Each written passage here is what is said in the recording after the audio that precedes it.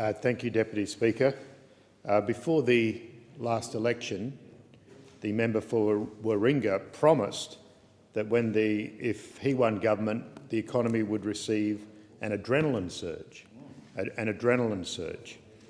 Now, I'm not a doctor, but I do know a little bit about adrenaline. I mean, most people know that it's a bodily reaction, they say, to fight or flight. You know, it either gives you the energy to fight or it gives you the energy to run away. But adrenaline also can do something else. Sadly, I know this from my partner who's worked in child protection for 23 years, and that's adrenaline can actually freeze you as well. So when people are incredibly scared, they actually get a surge of adrenaline and can be frozen in the spot. And they often, unfortunately, child abuse victims often talk about that, the fact that they were frozen. Well, that's the sort of adrenaline that has hit the Australian economy. It is frozen. Well, it is frozen and getting worse. When Labor was in government, growth was 2.5%. Now growth is at 2% in the latest figures that came out this week. Under the Labor government, there was a budget deficit of $30 billion. It's now nearly $50 billion.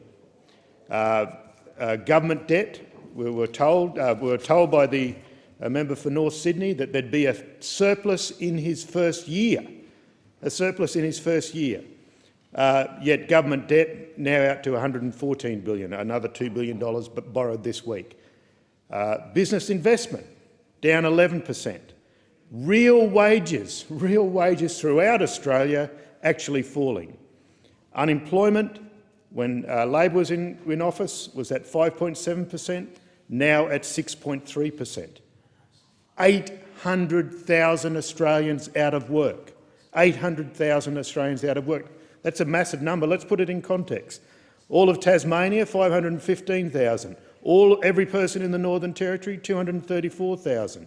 So every single person in Tasmania, every single person in the Northern Territory, and then throw in a couple of other territories as well, like Norfolk Island and the like, and you still don't get to that 800,000. And we know what that means if the household does not have employment. So, for the Liberal and National Party, supposedly the economic managers, have they been cutting taxes across the nation? Well, let's look at that. The tax to GDP ratio has actually increased under the coalition government. Increased. They said they were going to be a low taxing government. We remember those famous words delivered at Penrith by the member for Warringah the night before the election, where he said there'd be no cuts to education, no cuts to health, no change to pensions, no change to the GSE, and no cuts to ABC or SBS.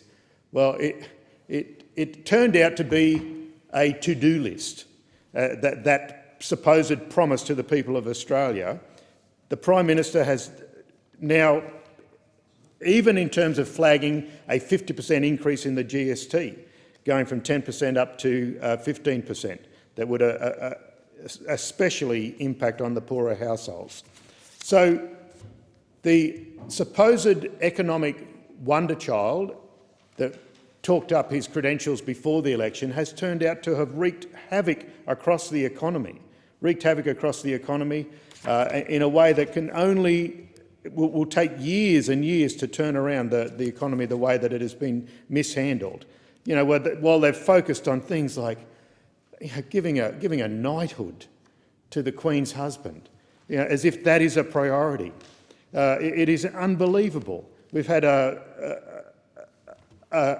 government that seems to be frozen in place, where the economy is going backwards, but doesn't have the ability to talk to the Australian people, to talk to Australian business. Now unbelievably, has picked an argument with small businesses.